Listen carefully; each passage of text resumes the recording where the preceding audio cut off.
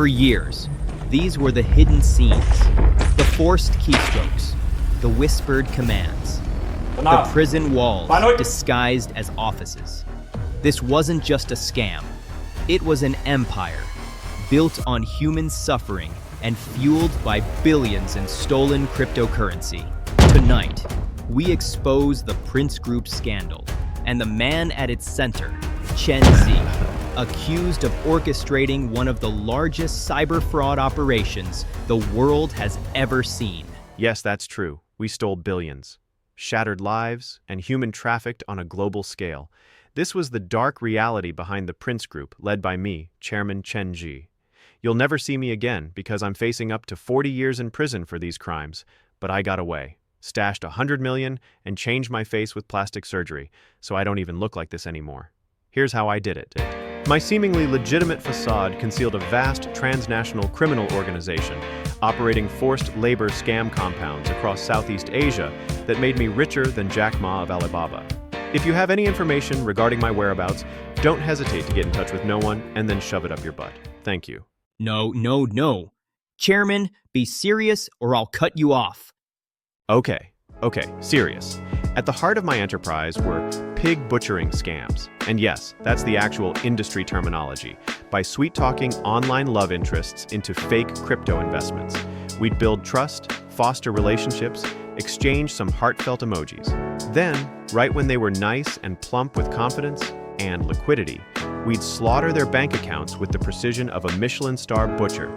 Everything converted to crypto, victim block. New identity acquired faster than you can say blockchain, and on to the next poor soul.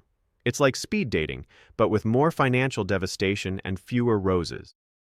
All I had to do was set up a massive global ring that transported humans like cargo, trapped them in prison-like conditions through manipulation, coercion, and massive debt, forced them to do what I say or face starvation, physical violence, and even retaliation against their family. I took notes from the Germans.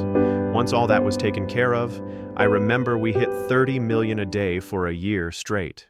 Wait, I'm being told helicopters are approaching. Got to go. Finish up for me, Aaron. Thanks, okay. Bye. Well, okay. Thanks to him, the U.S. Justice Department just diversified its portfolio and became one of the world's biggest crypto investors overnight. How long before the feds use that leverage? What do you think? On paper, the Prince Group was a corporate success story. In reality, it was a criminal startup disguised as a luxury brand. We know the man behind it all. But what about his board of directors? Think Fortune 500 meets Fast and Furious, broad drift behind the gold logo with a global con team that could have gone public under the ticker PIG. Chen Zhi's empire blended Wall Street aesthetics with underworld logistics. But it wasn't always champagne and caviar for Chen.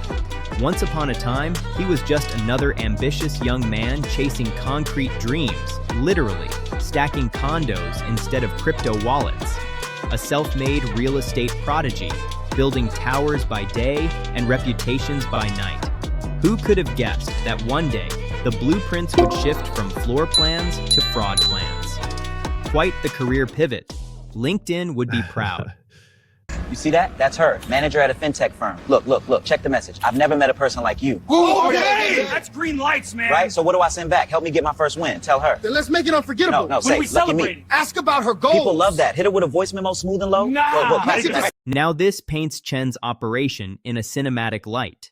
But in reality, there was nothing funny or lighthearted about what he is being accused of. Interactions typically started with, "Good morning," and ended with "transaction complete." It was Tinder meets Robinhood, except both sides swiped left on ethics. That's the best way to describe this corporate-level approach to what the Justice Department has told us about Chen's operation. Inside was Squid Game meets LinkedIn, trafficked workers chained to phone farms, their KPIs measured in heartbreak per hour. Chen's leadership philosophy? Work hard, scam harder. An operation that big doesn't go unnoticed forever. Eventually, Chen caught the attention of Uncle Sam. Someone broke the wrong heart, I guess.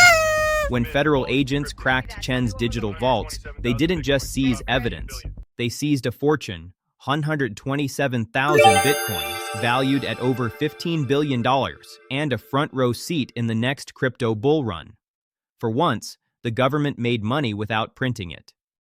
In the he ran a criminal version of an investment bank.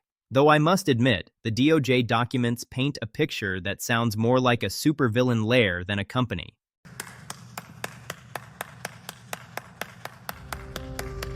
Departments for laundering, spreadsheets titled BTC Rinse Cycle, and an art collection financed by stolen wallets. The Prince Group wasn't just laundering money, it was laundering identity. Chen bought silence with bribes and status with art. His accountants didn't balance books, they balanced scandals. Each yacht and painting was a monument to how far dirty money will travel for a clean view. In the end, the feds assembled like bureaucratic Pokemon trainers to Ash Ketchum the shit out of the Prince Group. DOJ tracing wallets, Treasury firing sanctions, UK freezing penthouses. For once, the global alphabet soup, DOJ, FBI, Vincent, FCDO, actually spelled the word teamwork. In a rare crossover, not seen since Julian Assange, governments united not to start a war, but to end one, against a billionaire scammer mining crypto in a sweatshop. Blockchain 1, corruption 0. Yes! Bitcoin didn't hide the crime, it exposed it. Math doesn't do loyalty, it keeps receipts. In the end, the blockchain didn't just record transactions, it recorded the truth. Chen Zhi tried to weaponize math, but math had morals. And while he's hiding from justice, he can't hide from the chronologically secured, recursively validated, asynchronously transmitted, distributed, append-only cryptographic ledger system known as the blockchain. But on a serious note, guys, catch me if you can. Suckers! Have information about Chen Zhi or Prince Group, please contact the FBI at princegrouptipsfbi.gov. Members of the public who believe they are victims of cryptocurrency investment fraud and other cyber-enabled crime should contact the FBI Internet Crime Complaint Center at www.ic3.gov. Thank you for watching. Please subscribe.